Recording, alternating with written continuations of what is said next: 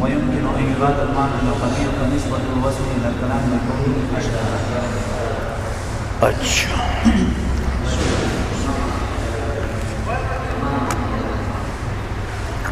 اب وہ علامہ تفتزانی رحمۃ اللہ علیہ نے هو علم التوحید والصفات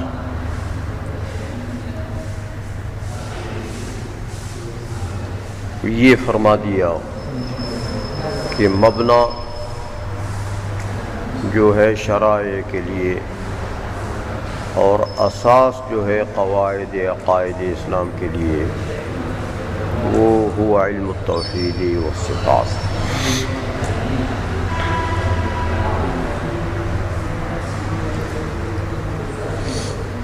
اب یہ علامہ خیالی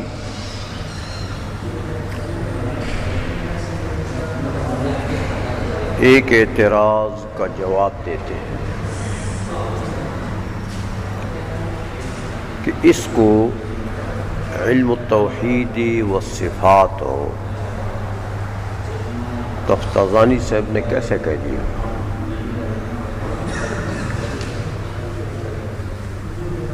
علم التوحید والصفات جو ہے یہ تو آگے جو دوسری بات کر رہے ہیں کہ هو علم التوحید والصفات الموسوم بالکلام، تو ان دو باتوں کے درمیان میں تو تضاد ہے. یوں فرما رہے ہیں کہ اس کا نام علم توحید و صفات بھی ہے جو موسوم بالکلام ہے، تو اس کے تو معنی یہ ہوئے کہ کلام اور علم توحید و صفات یہ ایک چیز ہے،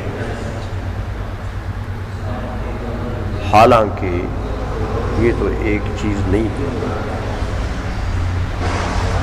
علم التوحید و صفات جو ہے یہ تو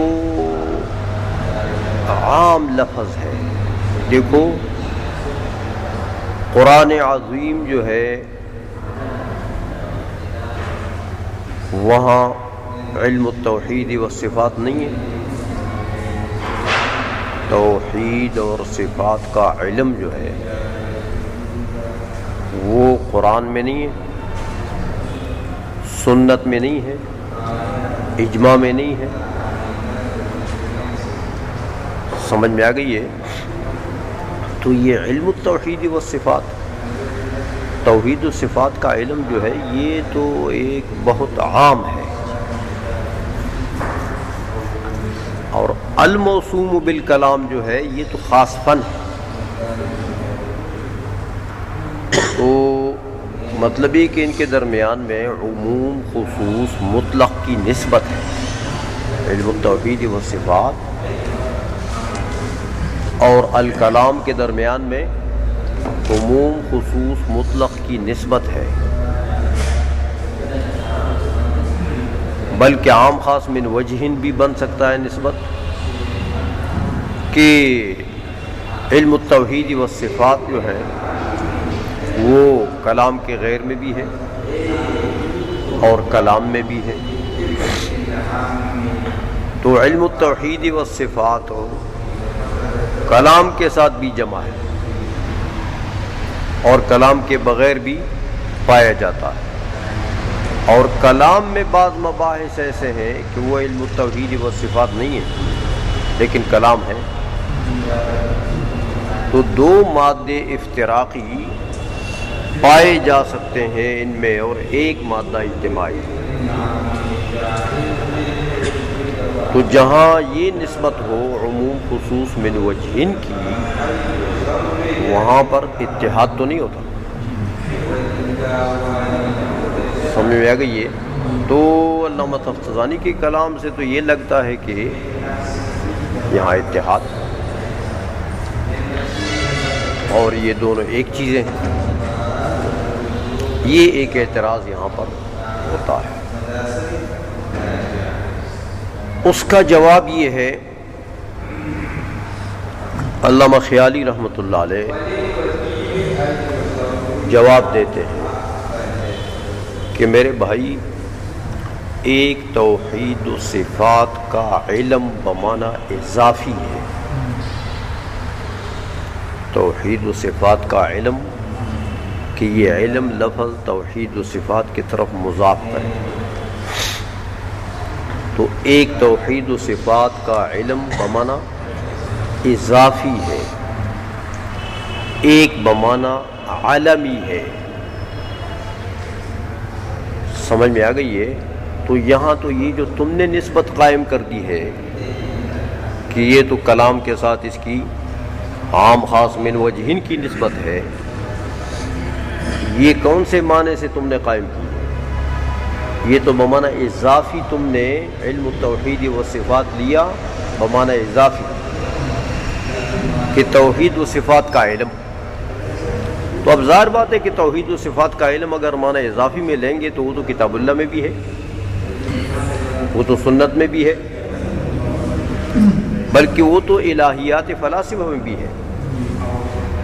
تو اس معنی کے اعتبار سے واقعی عموم خصوص من وجہین کی نسبت ہے، لیکن یہاں پر علامہ تفتزانی کی جو عبارت ہے اس عبارت میں یہ علم التوحید و صفات بمعنی اضافی نہیں ہے، یہ بمعنی لقبی یعنی بمعنی علم ہے کہ یہ علم التوحید و صفات جو ہے یہ اس فن کے لیے، کلام کے لیے کیا ہے؟ علم ہے۔ تو اب عالمی معنی میں دونوں میں ترادف ہے، دونوں میں اتحاد ہے کہ یہ علم التوحید و صفات بھی علم ہے کس کے لیے؟ علم کلام کے لیے، اور الموسوم بالکلام، کلام بھی اس کے لیے علم ہے۔ تو کلام اور علم التوحید و صفات اگر بمعنی لقبی لیں گے تو ان میں کیا ہے؟ پھر اتحاد ہے، کیونکہ دونوں کا مصداق ایک ہے، وہی علم کلام ہے۔ سمجھ میں آ گئی ہے؟ تو اس لیے علم یعرف فیہ ذالک، یہ تو پھر علم ہو گیا، عالمی معنی ہو گیا۔ اب علامہ خیالی فرماتے ہیں کہ بھئی یہ علم جو رکھ دیا ہے علماء نے کہ اس کو علم التوحید و صفات کہیں گے، اس کا جو یہ علم رکھ دیا ہے، نام رکھ دیا ہے، اس کی وجہ تسمیہ کیا ہے؟ ہاں، اس کا جواب دیتے ہیں کہ علم یعرف فیہ ذالک، مناسبت یہ ہے کہ یہ ایسا علم ہے علم کلام کہ اس میں توحید کی معرفت بھی ہے اور صفات کی معرفت بھی ہے۔ تو چونکہ دونوں توحید اور صفات کی بحثیں یہاں پر ہوتی ہیں، تو اس مناسبت کی وجہ سے اس کو علم التوحید و صفات نام رکھ دیا۔ لیکن اس پر بعض علماء نے اعتراض کیا ہے کہ بھائی علم یعرف فیہ ذالک، تو یہ تو علم تفسیر کے اوپر بھی یہ بات صادق آتی ہے، یہ مناسبت تو عام بھی پائی جاتی ہے۔ علم تفسیر میں علم یعرف فیہ ذالک نہیں ہے، علم تفسیر بھی علم یعرف فیہ ذالک۔ علم حدیث میں یہ چیز صادق نہیں آتی، علم یعرف فیہ ذالک۔ تو یہ وجہ تسمیہ جو ہے یہ تو عام ہے اس عالم سے جو تم نے رکھا ہے، جس کے لیے وجہ تسمیہ بیان کر رہے ہو، اس سے یہ وجہ تسمیہ کیا ہے؟ عام ہے۔ وجہ تسمیہ تو یہ ہوتی ہے کہ آپ کو سمجھ آ جائے کہ یہ نام اس مسمى کے ساتھ کیوں خاص ہے۔ تو وجہ تسمیہ حقیقت میں وجہ تخصیص ہوتی ہے۔ تو یہ جو وجہ تم نے بیان کر دی ہے یہ تو وجہ تخصیص نہیں ہے کہ یہ تو تفسیر بھی علم یعرف فیہ ذالک، حدیث بھی علم یعرف فی ذالک، تو یہ تو عام ہے، اس سے سمجھ میں آئیے؟ تو کہتے ہیں بھائی بات سمجھو،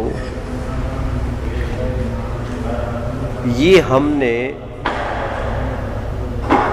وجہ تسمیہ کی اصل میں دو قسمیں ہوتی ہیں. ایک وجہ تسمیہ وہ ہوتی ہے جو بطریقہ خاصہ ہو، کہ وہ وجہ تسمیہ وہ اس مسمى کے لیے کیا ہو؟ خاصہ ہو. اور ایک وجہ تسمیہ وہ ہوتی ہے جس کی مناسبت ہو، جو وجہ مناسبت ہو بین الاسم والمسمى. وہ خاصہ نہیں ہوتا، لیکن وہ کیا چیز ہوتی ہے؟ وہ صرف وہ وجہ مناسبت ہوتی ہے کہ بھئی یہ اسم اور اس مسمى کے درمیان میں کیا مناسبت ہے. تو وجہ تسمیہ کی دو قسمیں ہیں. وہ جو تم نے اعتراض کر دیا، تو تم نے وجہ تسمیہ وہ لیا جو بمعنی خاصہ ہے. تو یہاں پر علامہ خیالی نے خاصہ ذکر نہیں کیا، یہاں تو علامہ خیالی نے وجہ تسمیہ دوسرے معنی میں ذکر کر دیا. کون سا؟ وجہ مناسبت، کہ بھئی اس نام اور اس مسمى اور اس اسم کے درمیان میں مناسبت کیا ہے. تو وہ بتا دیا کہ مناسبت یہ ہے کہ وہاں یہ توحید و صفات کی باتیں ہوتی ہیں. تو یہ تو وجہ مناسبت ہے، خاصہ نہیں ہے. اگر خاصہ بیان کرتے تو پھر تمہارا اعتراض صحیح ہے. بات سمجھ میں آ گئی ہے؟ اب علم التوحید والصفات کے لیے یہ کر دیا کہ علم یعرف فیہ ذالک.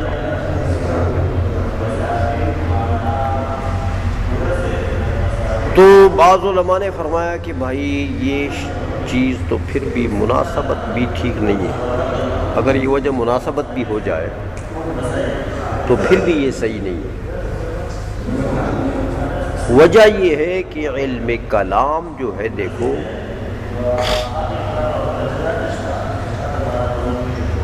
علم کلام جو ہے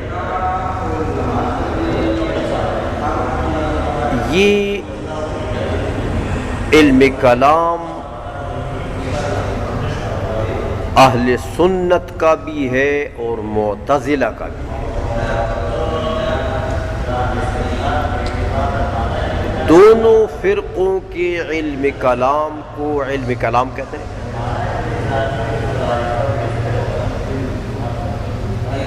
سمجھ میں آ گئی ہے؟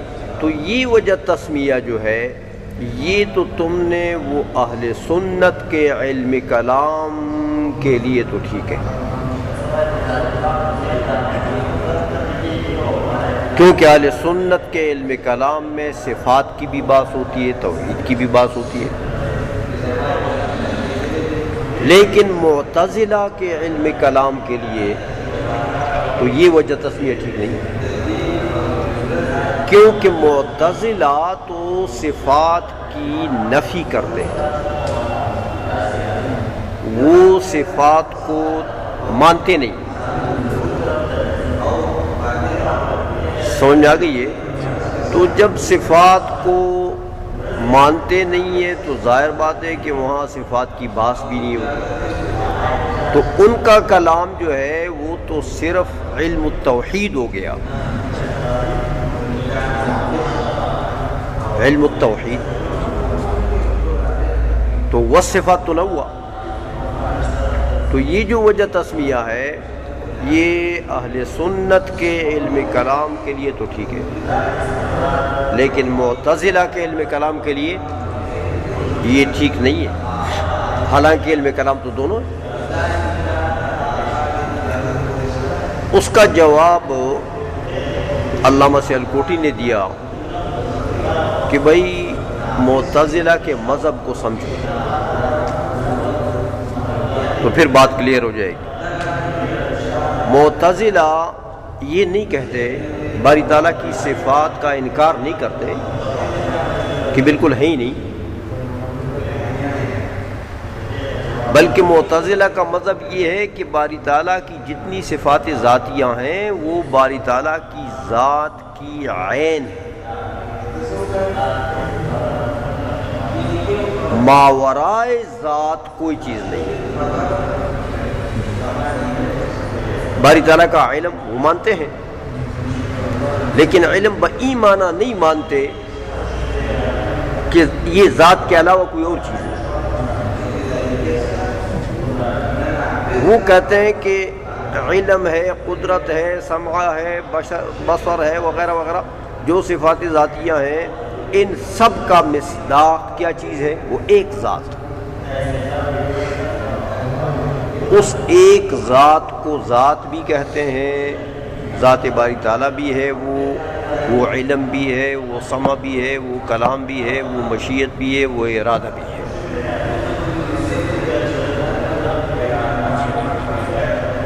تو صفات کا انکار وہ نہیں کرتے،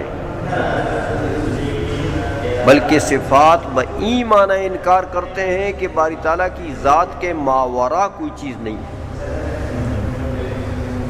باری تعالیٰ کی ذات کا عین ہے ساری صفات،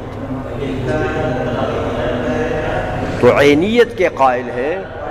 اب جب تو انکار تو نہیں کرتے نا، صفات کو مانتے تو ہیں لیکن مانتے ہیں عین ذات۔ اس لیے بعض متکلمین نے اعتراض کر دیا کہ یہ کیا صفات مان لی، وہ تو ایک ذات کو مان لیا۔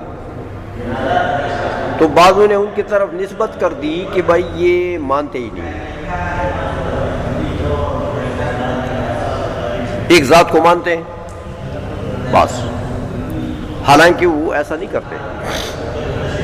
وہ کہتے ہیں یہی ذات بھی ہے اور صفات بھی جو ذاتیہ ہیں وہ بھی اس ذات کا عین۔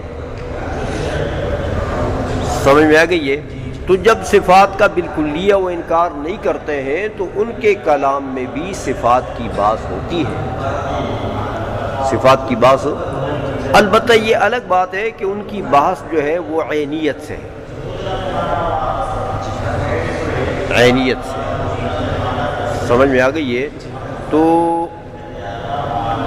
اہل سنت کے کلام کے لیے بھی یہ وجہ تسمیہ ہے کہ علم یعرف فیہ ذالک، اور معتزلہ کے کلام کے لیے بھی یہ وجہ تسمیہ ہے کہ علم یعرف فیہ ذالک۔ آئی سمجھ میں؟ اچھا، اب باقی سوال جواب ایک تھا، وہ آپ کو شرح عقائد میں نے بتایا، یاد ہے؟ کیا سوال تھا؟ ہاں، علم کلام میں اور مباحث بھی تو ہیں، یاد ہے؟ علم کلام میں صرف توحید و صفات کی بات تو نہیں ہے، تو اس کا جواب میں دے چکا ہوں وہاں پر، یاد ہے؟ ہاں، کیا جواب تھا؟ ہاں، چونکہ یہ دو علم کلام کے اہم مباحث تھے، سمجھئے، کیونکہ باقی اس کے تابع ہیں۔ اللہ کی ذات مانو گے، صفات مانو گے تو پھر قرآن آئے گا، پھر رسول آئے گا، پھر قیامت آئے گی۔ یہ سب چیزیں موقوف ہیں کس پر؟ یہ باقی چیزیں جتنی بھی ہیں ایمانیات، یہ سب موقوف ہیں کس پر؟ ذات و صفات پر۔ سمجھ آئیے؟ اس لیے یہ اہم بحث ہے، ذات و صفات، توحید و صفات کی بحث اہم بحث ہے، تو اس لیے اس کی تخصیص کر دی، ورنہ علم کلام تو بہت سے مسائل پر محیط ہے۔ آئی سمجھ میں؟ اب یہ کہتے ہیں کہ فالمراد هو المعنى الاضافی۔ جب ہم نے یہ کہا کہ علم التوحید والصفات، تو ابھی تک ہم نے علم التوحید والصفات کی جو یہ تفسیر کر دی، یہ وجہ تسمیہ بیان کر دیا کہ علم یعرف فیہ ذالک، تو اس وجہ تسمیہ سے، اس وجہ تسمیہ کی مناسبت عالمی اور لقبی معنی سے نہیں ہے، اس وجہ تسمیہ کی مناسبت کون سے معنی سے ہے کہ یہ معنی اضافی لیا جائے، علم التوحید والصفات اضافی معنی میں لیا جائے، اس لیے کہتے ہیں فالمراد هو المعنى الاضافی۔ اچھا، یہ تو معنی اضافی کے لیے وجہ تسمیہ ہو گیا۔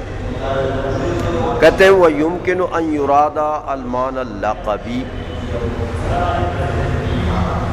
کہتے ہیں یہاں پر ممکن ہے کہ معنی لقبی بھی لیا جائے، کہ علم التوحید و صفات یہ لقب ہے، جس طرح میں نے آپ کو بتایا علم کلام کے لیے لقب ہے۔ تو اب وہ سوال بھی نہیں ہوگا نا، یاد ہے ابھی جو میں نے کر دیا کہ یہ تو عام ہے، اتحاد نہیں ہے۔ ہاں، تو کہتے ہیں کہ یہ ممکن ہے کہ معنی لقبی لیا جائے۔ اب اعتراض ہوتا ہے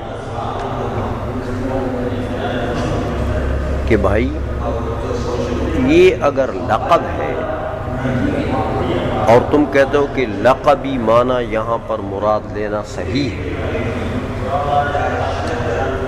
تو یہ جو تفتازانی صاحب نے اس کے بعد کہا ہوا علم التوحید والصفات الموسوم بالکلام، یہ الموسوم بالکلام جو ہے یہ عبارت پھر ٹھیک نہیں ہے۔ اگر اس سے عالمی معنی مراد ہو تو الموسوم بالکلام پھر وسم کی نسبت کرنا صرف کلام کو،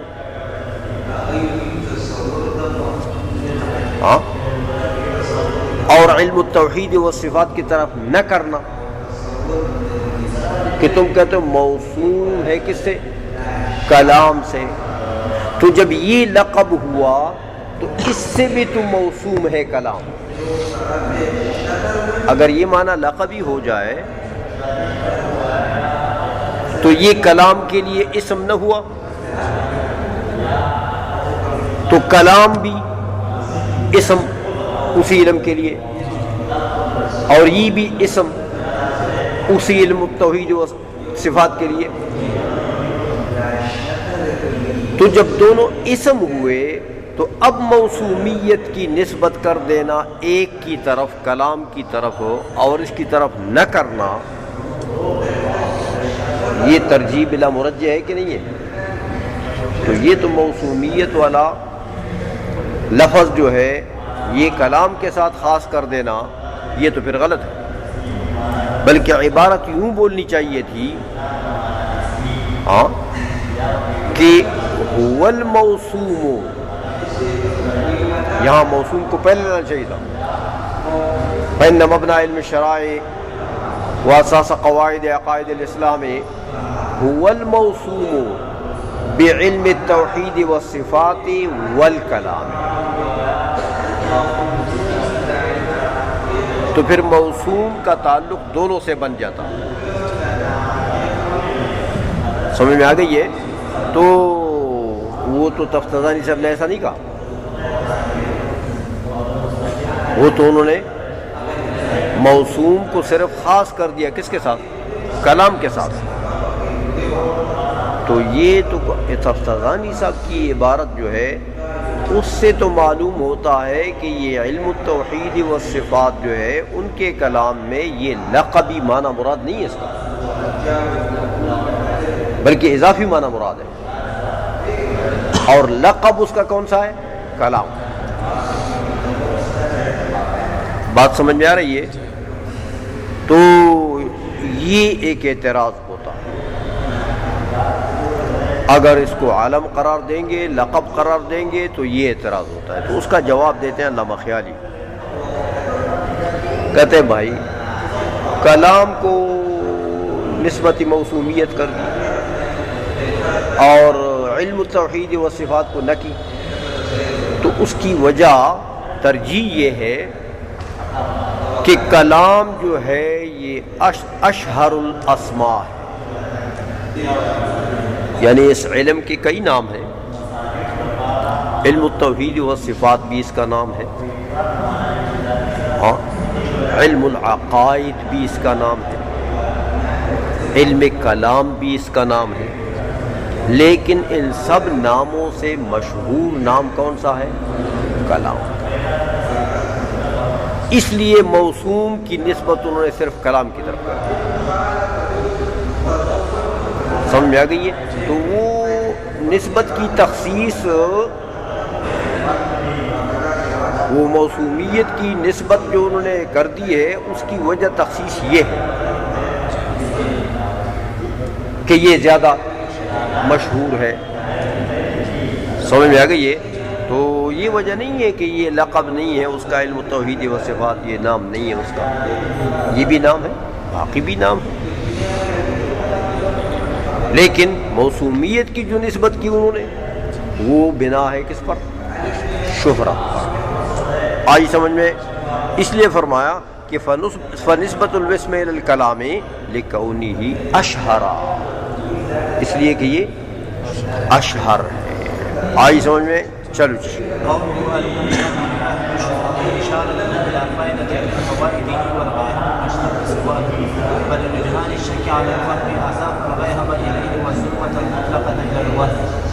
اچھا، اب تفتازانی صاحب نے آگے فرمایا کہ یہ جو علم کلام ہے یہ المنجی عن غیاہب الشکوک، یہ علم کلام جو ہے یہ شکوک کے جو شدید قسم کی ظلمتیں ہیں، غیاہب شکوک کی جو شدید قسم کی ظلمات ہیں، ان شدید قسم کے ظلمات سے نجات دیتا ہے یہ فن۔ دیکھو آگے یہ بتاتے ہیں آپ کو کہ ایک ہے شک، ایک ہے وہم۔ وہم تو وہ جانب مرجوع ہے، اور شک جہاں پر دونوں جانب برابر ہوں، کسی ایک کو ترجیح نہ ہو، اور وہم جو جانب مرجوع ہے۔ تو یہ دونوں اقسام تو ہیں تصور کے، شک بھی تصور ہے، وہم بھی تصور ہے۔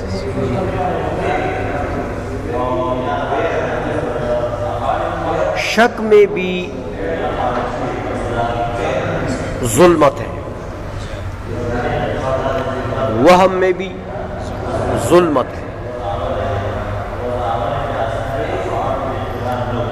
سمجھ میں آ گئی ہے؟ کیونکہ جانب راجح تو اور ہو گیا نا، وہ جانب راجح تو کلیئر ہو گیا، وہ تو صاف ہو گیا، مرتبہ تصدیق تک پہنچ گیا معاملہ۔ لیکن جو جانب مرجوح ہے، جانب مرجوح ہے وہ تو گویا کہ مرجوح رہ گیا نا، تو وہ تو اس قابل نہیں ہے کہ اس کو اختیار کیا جائے۔ تو وہاں بھی ایک تو اس جہت سے ظلمت ہے کہ وہ مرجوح ہے، مرجوح کو کوئی اختیار نہیں کرتا، بلکہ فقہ میں تو علماء کا یہ فتویٰ ہے کہ مرجوح کے اوپر فتویٰ دینا حرام ہے۔ قول مرجوح کے اوپر فتویٰ دینا اس لیے حرام ہے کہ وہ فرماتے ہیں کہ المرجوح کالمنسوخ، مرجوح جو ہے وہ کیسا ہے؟ جیسے منسوخ ہوتا ہے۔ مرجوح بمقابلہ راجح وہ ایسا ہوتا ہے جیسے منسوخ ہوتا ہے بمقابلہ ناسخ۔ تو اب ناسخ کو چھوڑ کر منسوخ کے اوپر فتویٰ دینا تو حرام ہے۔ سمجھ میں آ گئی ہے؟ اس لیے وہ فرماتے ہیں کہ یہ جو مرجوح جانب ہے نا، قول مرجوح، اصحاب ترجیح نے جس قول کو ترجیح دے دی ہے وہی راجح ہے، باقی جو اقوال رہ گئے ہیں وہ اقوال ہیں فی المذہب لیکن مرجوح، تو ان کے اوپر فتویٰ نہیں دیا جا سکتا۔ تو دیکھو، ایک تو یہ ظلمت آ گئی اس میں کہ وہ اس قابل نہیں ہے کہ اس کو اختیار کیا جائے، اس کی طرف توجہ کی جائے، تو وہ قول مرجوح بیچارہ جو ہے وہ گویا کہ کل عدم ہو گیا، تو عدم تو ظلمت ہے، عدم تو ظلمت ہے۔ تو ایک تو اس جہت سے کہ وہ مرجوح ہے، اس میں یہ ظلمت تو آ گئی ہے۔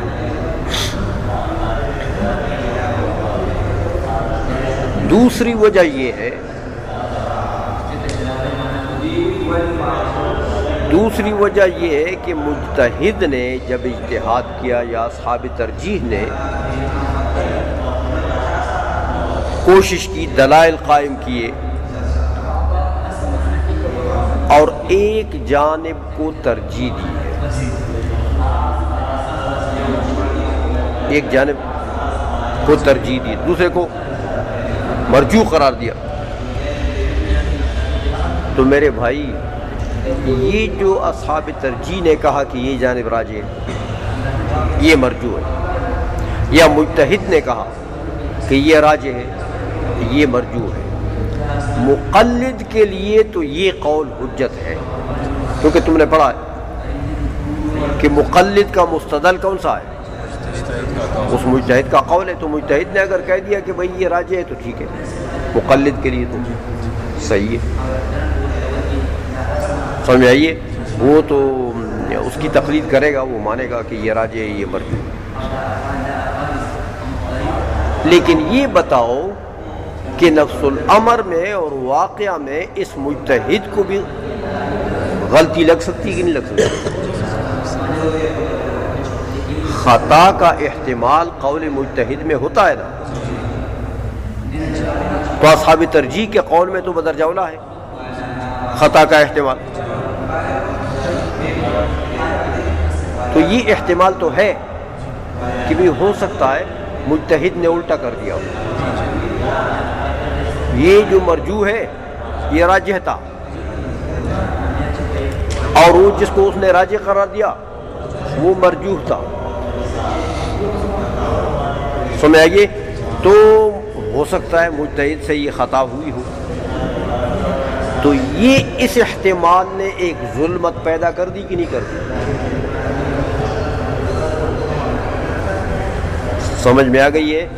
تو اس لیے وہم میں بھی ظلمت ہوتی ہے، وہم میں بھی، اور شک میں تو ظلمت ظاہر ہے کہ وہاں تو آپ حیران ہیں، سمجھائیے، تحیر میں ہے کہ بھئی یہ پتہ نہیں ہاں کس کو کون سا جانب مراد ہے، تو وہاں تو آپ ایک کو ترجیح دے نہیں سکتے، ایک مصیبت میں پڑے ہوئے ہیں، ایک ظلمت میں پڑے ہوئے ہیں، کوئی روشنی کی جھلک جو ہے وہ نظر آتی نہیں ہے کہ بھئی ایک جانب نکل جائیں، ہم ایک کو ترجیح دے دیں، وہ ہو نہیں سکتا، تو شک میں تو ظلمت ہے ہی ہے۔ لیکن دیکھو، شک میں جو ظلمت ہے یہ ظلمت شدیدہ ہے، کیوں کہ شک میں تو نہ مجتہد نے کسی ایک جانب کو ترجیح دی، نہ اصحاب ترجیح میں سے کسی، نہ کسی فن کے امام نے کسی جانب کو ترجیح دیے، تو وہ تو اسی ظلمت سابقہ کے اوپر وہ پڑا ہوا ہے، وہاں تو کوئی روشنی کی جھلک کسی نے دکھائی ہی نہیں، نہ مجتہد نے، نہ اصحاب ترجیح نے، نہ کسی فن کے امام نے، تو وہاں تو ظلمت ہے، لیکن وہ کون سی ظلمت ہے؟ ظلمت شدیدہ، اور وہم میں تو پھر بھی مجتہد آیا یا اصحاب ترجیح میں سے کوئی آیا، انہوں نے کہا یار یہ ایک جانب راجح ہے، یہ ایک مرجوح ہے، تو ٹھیک ہے کہ اس مرجوح میں بھی ظلمت ہے، لیکن یہ ظلمت بنسبت شک کے ظلمت کے یہ کم ہے۔ بات سمجھ میں آ رہی ہے؟ اس لیے علامہ تفتازانی نے جب شک کا ذکر کیا تو اس کے ساتھ کون سا لفظ لگا دیا؟ غیاہب۔ تو غیاہب غیہب کی جمع ہے، خیالی بتا رہے ہیں آپ کو، اور غیہب کس کو کہتے ہیں؟ مشتدہ سوادہ، مشتدہ، ہاں وہ ظلمت جس میں اس کا سواد جو ہے وہ کیا ہو؟ شدید ہو، جس کا سواد ہو شدید ہو، جس میں آپ کو کچھ نظر نہیں آتا، اپنے لیے راستہ نکالنا آپ کے لیے بہت مشکل ہو رہا ہے۔ تو مطلب یہ کہ یہ عبارت ہے کس سے؟ ظلمت شدیدہ سے۔ اور جب وہم کی باری آئی تو وہاں کیا لگا دیا؟ من ظلمات الوہم، وہ شرح قائد ہے،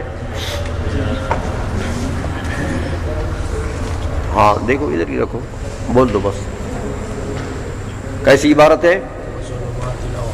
ہاں وہ ظلمات الاوہام۔ تو جب اوہام کی باری آ گئی، وہم کی باری آ گئی، وہاں نفس ظلمت بولتی ہے، نفس ظلمت۔ تو نفس ظلمت جو ہے یہ تو ظلمت شدیدہ سے کم ظلمت ہے نا،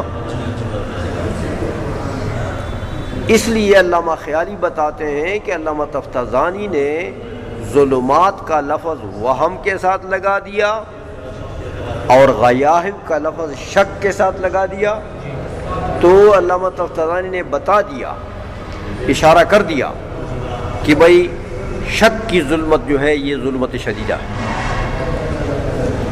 اور وہم کی ظلمت یہ اس سے کم ہے، یہ اس سے، یہ اس لیے ایک جگہ ظلمات لگا دیا، دوسری جگہ غیاہب لگا دیا۔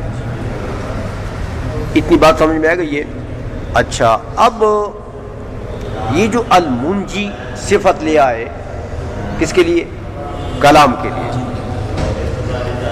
کہ یہ کلام جو ہے یہ منجی ہے، نجات دینے والا فن ہے ان دونوں قسم کی ظلمتوں سے،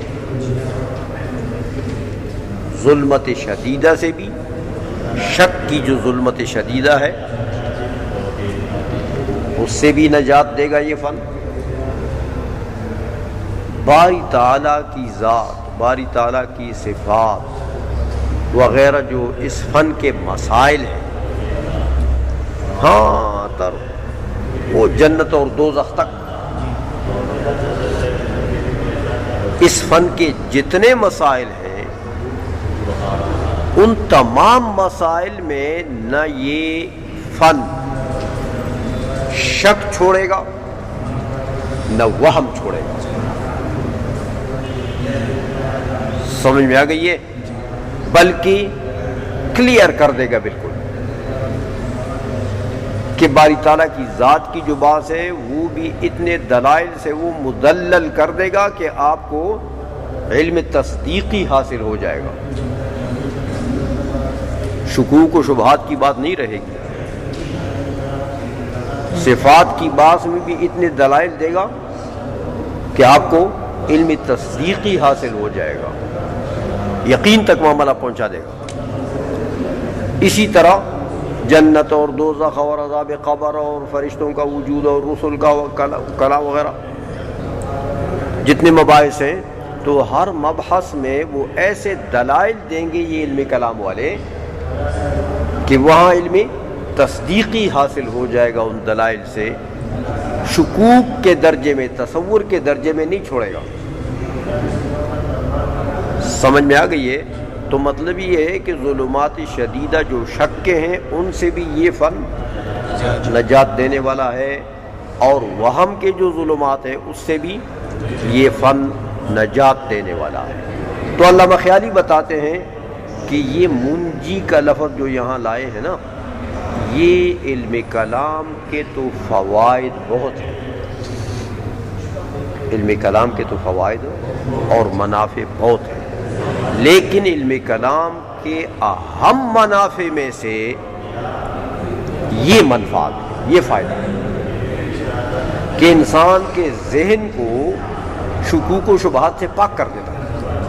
اعتقادیات کے مسائل میں،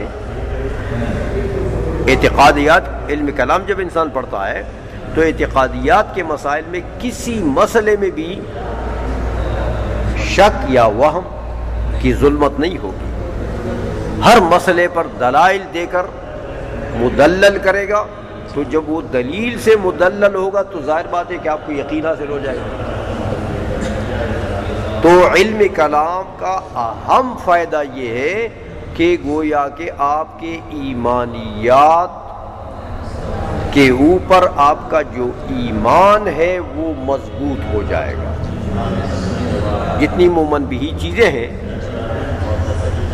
باری تعالیٰ کی ذات ہے، کہ صفات ہے، کہ عذاب قبر ہے، کہ جنت ہے، کہ دوزخ ہے، کہ فرشتوں کا وجود ہے، وغیرہ وغیرہ،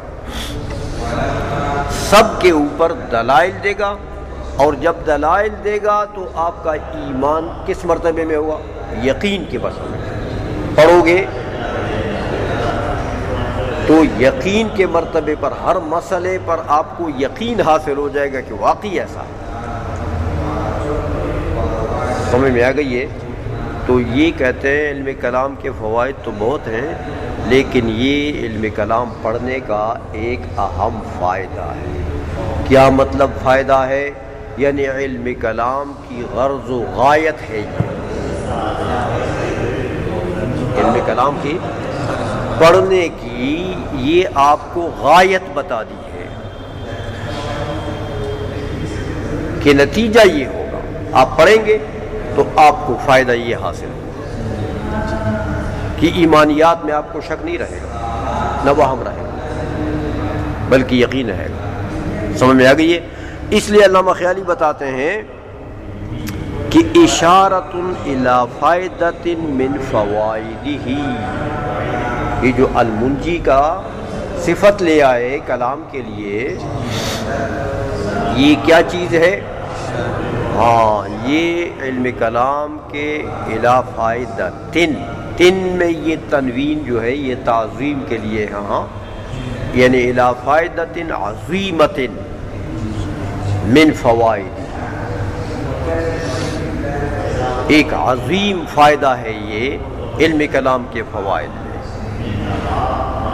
بس اب الفاظ کی شرح کرتے ہیں، وہ جو شرح قائد میں غیاہب اور ظلمات کا لفظ ہے نا، ظلمات کو ادھر لگا دیا، غیاہب کو ادھر لگا دیا، تو اس کی وجہ بتاتے ہیں۔ کہتے بھائی والغیہب مشتد سواد، غیہب کس کو کہتے ہیں؟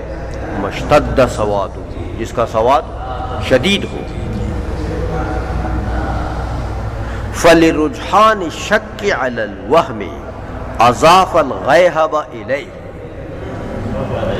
چونکہ شک ظلمت کے اعتبار سے وہم سے راجح، کیا مطلب؟ یعنی شک میں ظلمت وہم سے زیادہ ہے، ظلمت کے اعتبار سے وہ راجح ہے، کیا مطلب؟ یعنی شک میں ظلمت وہم سے زیادہ ہے، اس لیے کہتے ہیں اضاف الغیہب الیہ، یہ غیہب کی نسبت انہوں نے کس کی طرف کر دی؟ غیاہب الظلمات، غیاہب الشکوک، اس کو مضاف اس لیے کر دیا شکوک کی طرف۔ اور والظلمۃ المطلقۃ، والظلمۃ المطلقۃ الی الوہم، اور اوہام کے ساتھ کیا ذکر کیا؟ ظلمات الاوہام، تو وہاں ظلمت مطلقہ کا ذکر ہے، تو چونکہ وہاں ظلمت کم ہے اس لیے وہاں ظلمات کی اضافت کر دیے وہم کی طرف، یہاں زیادہ ہے، غیاہب کا لفظ ہے۔ سمجھ میں آ گئی ہے؟ ہو گیا؟ چلو